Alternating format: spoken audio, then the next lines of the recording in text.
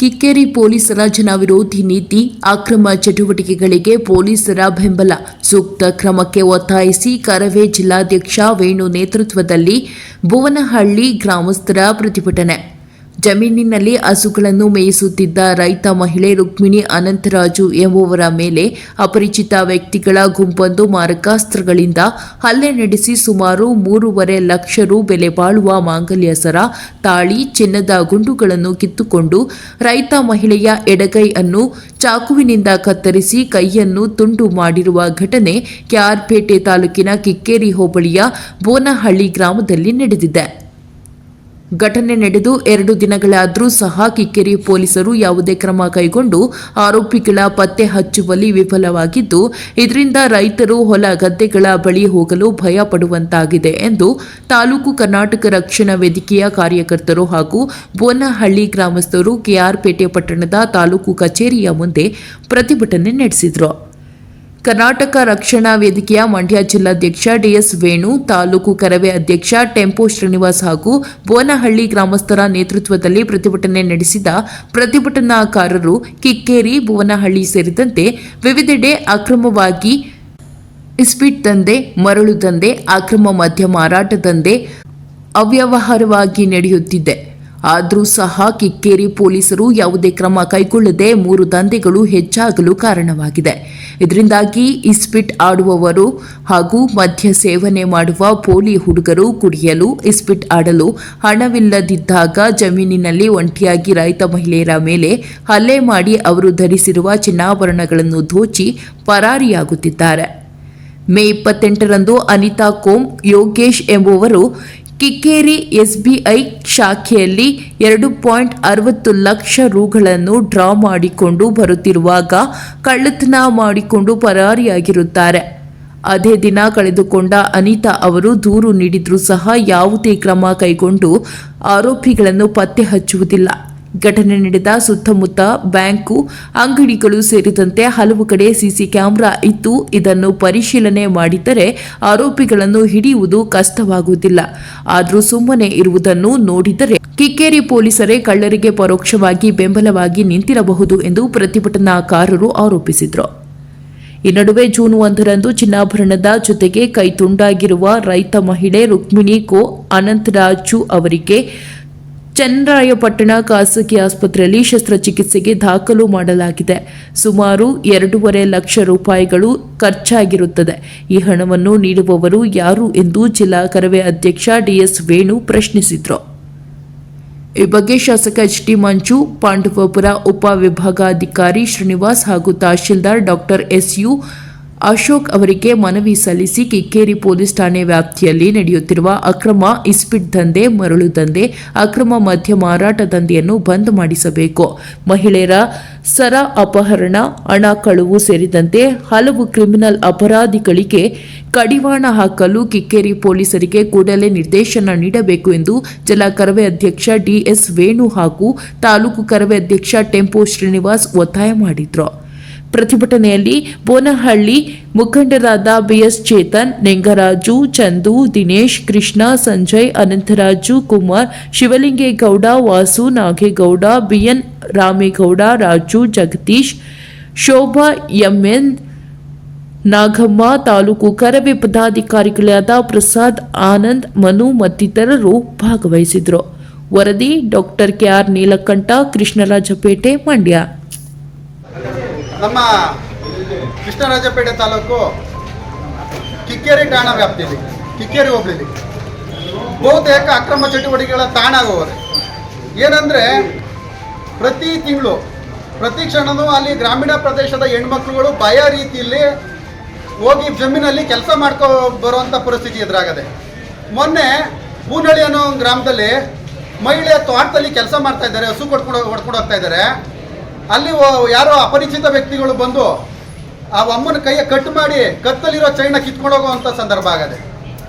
ಅದೇ ಗ್ರಾಮದ ಒಬ್ಬ ರೈತನ ಪಾಪ ಅವನು ಹಸು ಸಾಗಾಣಿಕೆ ಮಾಡಿಕೊಂಡು ಬ್ಯಾಂಕಲ್ಲಿ, ಒಂದು ಪ್ರೈವೇಟ್ ಬ್ಯಾಂಕಲ್ಲಿ ಲೋನ್ ಸೆಕ್ಷನ್ ಹಣವನ್ನು ಬ್ಯಾಂಕಿಂದ ತೊಗೊಂಡೋಗ್ಬೇಕನ್ನೋ ಸಂದರ್ಭದಲ್ಲಿ 2.5 ಲಕ್ಷ ಹಣವನ್ನು ಕಿಕ್ಕೇರಿಯಲ್ಲಿ ಕ್ರಿಮಿನಲ್ಸ್ಗಳು ಕಳ್ಳರು ಕಿತ್ಕೊಂಡು ಹೋಗುವಂಥ ಕೆಲಸ ಮಾಡಿದ್ದಾರೆ. ಏನು ಕಿಕ್ಕೇರಿ ಠಾಣಾ ವ್ಯಾಪ್ತಿಯಲ್ಲಿ ಯಾಕೆ ಹಿಂಗೆ ನಡೀತಾ ಇದೆ?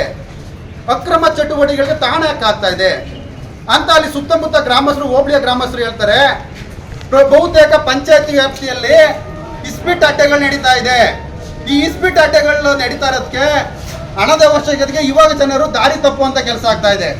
ಅಲ್ಲಿ ಹೋಗೋ ಬರೋಂಥ ಜನಗಳು ಏನು ಕೃಷಿ ಕೆಲಸ ಮಾಡೋಕ್ಕೆ ಹೆಣ್ಮಕ್ಳು, ಹೆಂಗಸರು ಕೃಷಿ ಚಟುವಟಿಕೆ ನಡೆಸಿ ಜಮೀನು ಹತ್ರ ಹೋಗೋಂಥ ಸಂದರ್ಭದಲ್ಲಿ ಚೈನ್ಗಳು ಕಿತ್ಕೊಳ್ಳುವಂಥದ್ದು, ಯಾರ ಹಣ ಡ್ರಾ ಮಾಡ್ಕೊಂಡ್ಬಂದು ಹಣನ ಬೈಕಲ್ಲಿ ತಗೊಬಿಡುವಂಥ ಸಂದರ್ಭದಲ್ಲಿ ಎದುರಿಸ್ಬಿಟ್ಟು ಕಿತ್ಕೊಳ್ಳೋಗುವಂಥದ್ದು, ಈ ಥರ ಕಳ್ಳತನ ಪ್ರಕರಣಗಳು ಅತಿ ಹೆಚ್ಚಾಗಿ ನಡೀತಾ ಇದೆ.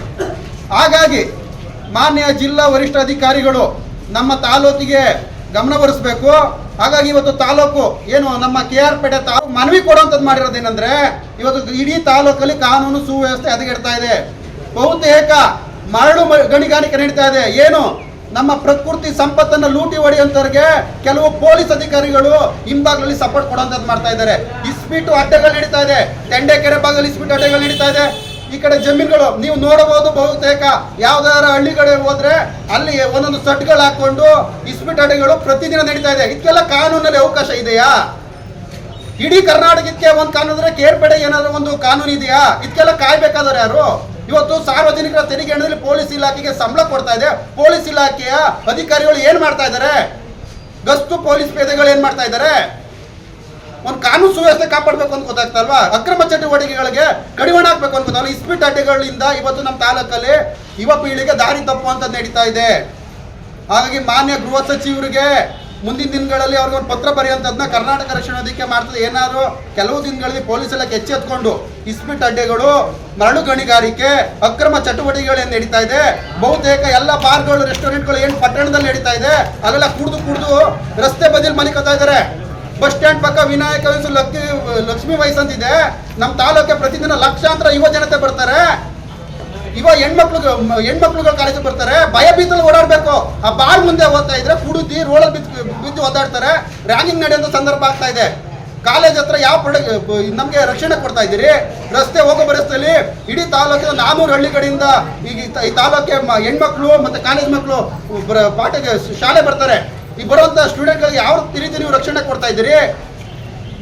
ಜೊತೆಗೆ ಇವತ್ತು ಬೇಕ್ರಿ, ಹೊರ ರಾಜ್ಯದಿಂದ ಬಂದಂಥ ಬೇಕ್ರಿಗಳು ಏನು ಬೇಕ್ರಿಗಳನ್ನು ಒಂದು ಹೆಸರಲ್ಲಿ ಮಾಡಿಕೊಂಡು ರೂಮ್ಗಳು ಮಾಡಿಕೊಂಡು ಗೌಪ್ಯವಾಗಿ ಅಲ್ಲಿ ಕಾಲೇಜು ಮತ್ತು ಯುವತಿಯರು ದಾರಿ ತಪ್ಪೋ ಕೆಲಸ ಆಗ್ತಾ ಇದೆ. ಇವಕ್ಕೆಲ್ಲ ಪೊಲೀಸ್ ಇಲಾಖೆಯಿಂದ ಏನು ಕ್ರಮ ಕೈಗೊಳ್ತಾ ಇದ್ದಾರೆ? ತಾಲೂಕು ಆಡಳಿತ ಏನು ಕ್ರಮ ಕೈಗೊಳ್ತಾರೆ? ಮಾನ್ಯ ತಾಲೂಕು ದಂಡಾಧಿಕಾರಿಗಳು ಏನು ಕ್ರಮ ಕೈಗೊಳ್ತಾ ಇದ್ದಾರೆ? ಇವಕ್ಕೆಲ್ಲ ಕಾನೂನು ಸುವ್ಯವಸ್ಥೆ ಏನು ಇಲ್ವಾ? ಹಾಗಾದ್ರೆ ಇಷ್ಟ ಬಂದಂಗೆ ನಡ್ಕೊಳ್ಳೋದೆಯಾ? ಹಾಗಾಗಿ ಇದು ಇವತ್ತು ಬಂದಿರೋ ಉದ್ದೇಶ ಏನಂದ್ರೆ, KR ಪೇಟೆ ಕಿಕ್ಕೇರಿ ಠಾಣಾ ವ್ಯಾಪ್ತಿಯಲ್ಲಿ ಅಕ್ರಮ ಚಟುವಟಿಕೆಗಳಿಗೆ ಕಡಿವಾಣ ಹಾಕಬೇಕು. ಜೊತೆಗೆ ಇಡೀ ತಾಲೂಕಲ್ಲಿ ಇಸ್ಪೀಟ್ ಅಡ್ಡೆ, ಮರಳು ಗಣಿಗಾರಿಕೆ ಮತ್ತೆ ಏನು ಈ ಬಾರು ರೆಸ್ಟೋರೆಂಟ್ಗಳ ಸುತ್ತಮುತ್ತ ಇವತ್ತು ಏನು ಜನಗಳಿಗೆ ತೊಂದರೆ ಆಗ್ತಾ ಇದೆ, ಇದೆಲ್ಲ ಪೊಲೀಸ್ ಇಲಾಖೆ ಮತ್ತು ತಾಲೂಕು ಆಡಳಿತ ಏನು ತಾಲೂಕು ದಂಡಾಧಿಕಾರಿಗಳಿದ್ದಾರೆ, ಇದಕ್ಕೆಲ್ಲ ಸಂಪೂರ್ಣವಾಗಿ ಅಬ್ಕಾರಿಗೆ ಈ ತಾಲೂಕು ಸಜ್ಜಾಯ್ತದೆ. ಮಾನ್ಯ ಜಿಲ್ಲಾಧಿಕಾರಿಗಳ ಕಚೇರಿ ಮುಂದೆ ಮತ್ತೆ ವರಿಷ್ಠಾಧಿಕಾರಿಗಳ ಕಚೇರಿ ಮುಂದೆ ಈ ಸರ್ಕಾರದ ಗಮನ ಸೆಳೆಯುವಂಥ ಚಳುವಳಿಗೆ ನಾವು KR ಪೇಟೆ ತಾಲೂಕಿನ ನಾಗರಿಕರು ಸಜ್ಜಾಯ್ತೀವಿ. ಮುಂದಿನ ದಿನಗಳಲ್ಲಿ ಮಾತಾಡೋಣ. ಕಿಕ್ಕೇರಿ ಬಗ್ಗೆ ನಾವು ಕಿಕ್ಕೇರಿ ಹೋಬಳಿ ಹತ್ತಿರ ಪ್ರದೇಶದಲ್ಲಿ ತುಂಬ ಅನೈತಿಕ ಚಟುವಟಿಕೆ ಅಂದರೆ ಇಸ್ಪೀಟ್ ಅಡ್ಡೆಗಳು ನಡೀತಾವೆ. ಯಾವುದೇ ಆಗಲಿ ನಾವು ಪೊಲೀಸರು ರೆಸ್ಪಾನ್ಸ್ ಮಾಡ್ತಾ ಇಲ್ಲ. ನಾವು ಹೋಯ್ತು ಅಂದರೆ ಉಡಾಪೆ ಮಾತಾಡ್ತಾರೆ. ಈಗ ಇದೇ ಒಂದು ತಿಂಗಳಲ್ಲಿ ನಮ್ಮೂರದ ಒಂದು ಹೆಣ್ಮಗಳದು ರಾಬರಿ ಆಯಿತು. ಅದು ಬ್ಯಾಂಕಲ್ಲಿ ಸಾಲ ತಗೊಂಡಿರೋದು 6 ಲಕ್ಷ ಸಾಲ ತಗೊಂಡಿದ್ದಾರೆ. 6 ಲಕ್ಷದಲ್ಲಿ 2 ಲಕ್ಷ ಕಟ್ಟಾಗಿ ಇನ್ನು 1.5 ಲಕ್ಷ ಹಳೇದು ಮೂರು ಹಾಕೊಂಡು 2,60,000 ದುಡ್ಡು ಕೊಟ್ಟಿದ್ದಾರೆ. ಆ ಅಮೌಂಟ್ ಡ್ರಾ ಮಾಡ್ಕೊಂಡು ಅವಮ್ಮ ಬೇರೆ ಬ್ಯಾಂಕಿಗೆ ಹೋಗಿ ಅವ್ರು ಬಡ್ಡಿ ಕಟ್ಟಕ್ಕೆ ಅಂತ ಹೋಗಿದ್ರೆ ಅವ್ರು ಕಟ್ಸ್ಕೊಂಡಿಲ್ಲ. ಅದನ್ನು ತಗೊಂಡು ಅದೇ ಬ್ಯಾಂಕ್ ಸ್ಕೂಟ್ರಲ್ಲಿ ಮಾಡಿಕೊಂಡು ಆ ಬ್ಯಾಂಕ್ ಹತ್ರ ಬಂದು ಅವ್ರ ಗಂಡನ ಹತ್ರ ಮಾತಾಡಿಕೊಂಡು ಬ್ಯಾಂಕ್ ಒಳಗೆ ಹೋಗಿದ್ದಾರೆ.